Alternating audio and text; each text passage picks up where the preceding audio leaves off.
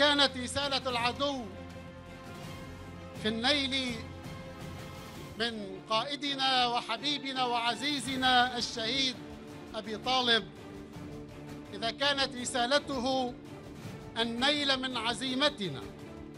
لنتراجع عن موقفنا في إسناد المظلومين والمجاهدين والمقاومين في غزة الأبية، فعليه أن يعلم أن جوابنا القطعي والحتمي والذي لا تردد فيه بعد هذه الدماء الزاكية لقائدنا الغالي والعزيز،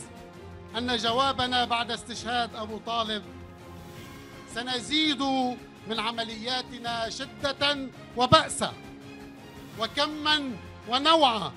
ولينتظرنا في الميدان.